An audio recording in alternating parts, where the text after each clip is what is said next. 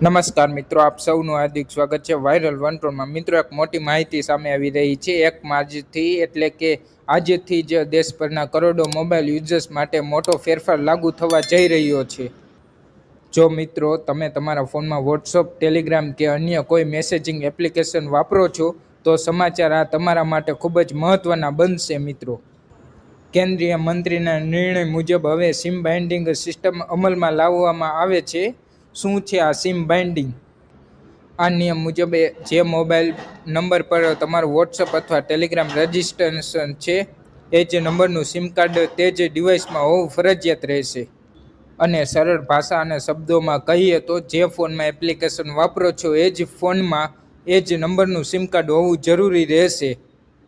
આનાથી શું બદલાવ આવશે? મલ્ટિપલ ડિવાઇસ લોગિન પર નિયંત્રણ આવી શકે છે. લિંકેડ ડિવાઇસ પર સમય મર્યાદા લાગુ થશે. વોટ્સઅપ વેબ પર દર 6 કલાકે લોગઆઉટ થઈ જશે. દર વખત નવો QR કોડ ફરીથી સ્કેન કરવો પડશે. આ નિર્ણયથી સૌથી વધુ કોને અસર પડશે?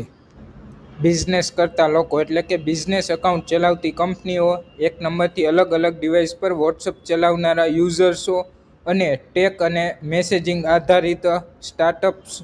અંદાજ મુજબ 60થી 80% જેટલા ટેક આધારિત યુઝર્સને આનો સીધો અસર થઈ શકે છે. સરકારનો આ નિર્ણય કેમ? આ નિર્ણય પાછળનું કારણ છે છેલ્લા કેટલાક સમયથી ઓનલાઈન ફ્રોડ, નકલી પ્રોફાઇલ, વોટ્સઅપ અને ટેલિગ્રામ મારફતે થતી છેતરપિંડી ઘણા પ્રમાણમાં વધી રહી છે. સાયબર સુરક્ષાને મજબૂત બનાવવાના હેતુથી આ નિર્ણય લેવાયો હોવાનું સૂત્રો દ્વારા જાણવા મળી રહ્યું છે.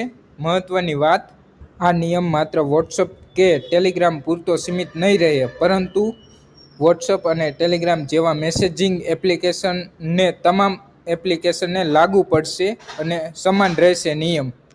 હાલની સ્થિતિ એવી છે કે હાલ આ અંગે સત્તાવાર અંતિમ અમલીકરણની જાહેરાતની રાહ જોઈ રહી છે, પરંતુ 1 માર્ચથી નિયમ લાગુ થવાની શક્યતા વ્યક્ત કરવામાં આવી રહી છે. અત્યાર માટે આટલું જ મિત્રો, અને માહિતી સારી લાગી હોય તો લાઇક, શેર અને સબસ્ક્રાઇબ જરૂરથી કરજો. આવા જ વિડીયો જોવા માટે વાયરલ વનટોનને સબસ્ક્રાઇબ કરો. જય હિન્દ, જય ભારત.